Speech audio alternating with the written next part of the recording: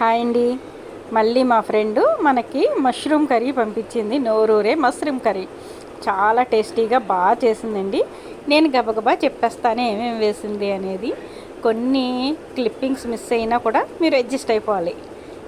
ఉల్లిపాయలు, పచ్చిమిరపకాయలు, కరివేపాకు బాగా వేపి ఒక పేస్ట్ చేసుకుందండి. ఏంటంటే అల్లం వెల్లుల్లి, ఒక 2 టమాటా, కాస్త జీడిపప్పు వేసిన పేస్ట్. ఆ పేస్ట్ వేసి బాగా వేగిన తర్వాత ఉప్పు, కారం, పసుపు, ధనియాల పొడి 3 వేసి బాగా వేపుకుందన్నమాట. కానీ చాలా చాలా చాలా టేస్టీగా ఉండే కర్రీ అండి ఇది. ఇదే సేమ్ ఇలాంటి ప్రాసెస్లో చేయండి, చాలా బాగుంటుంది. మష్రూమ్స్ ముందుగానే క్లీన్ చేసి పెట్టుకుని అవి ఇప్పుడు ఈ పేస్ట్లో కాసేపు బాగా మగ్గనివ్వాలండి. చాలాసేపు మగ్గనిచ్చింది నా ఫ్రెండ్, చాలా టేస్టీగా వచ్చిందట కర్రీ.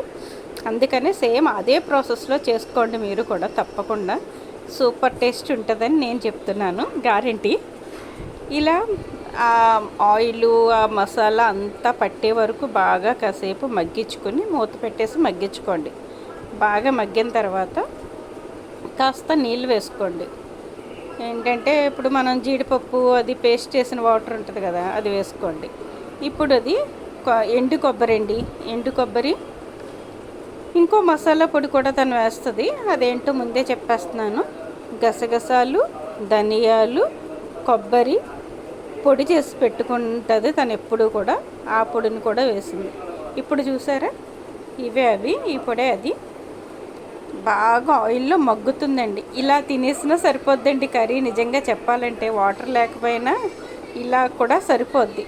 కాకపోతే మష్రూమ్ కాస్త ఉడకాలి కదా అని చెప్పి కొంచెం వాటర్ యాడ్ చేసుకుని దగ్గరగా ఉడికే వరకు ఉంచుకోవడమే.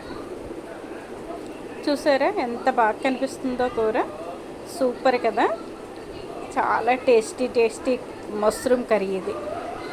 కొంచెం వాటర్, నిజంగా చెప్పాలంటే తను మగ్గిచ్చిన విధానానికి చూస్తే వాటర్ వేయాల్సిన అవసరమే లేదు, కానీ కొంచెం వేసింది మష్రూమ్స్ ఉడకాలనే ఉద్దేశంతో.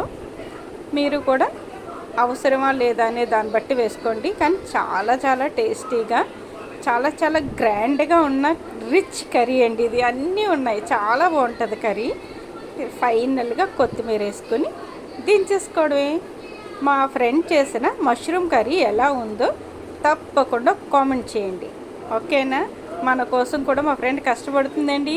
తను చేసిన వంటలకు మీరు కామెంట్ చేయాలి కదా, మరి ఎలా ఉందో చెప్పండి తప్పకుండా. బాయ్.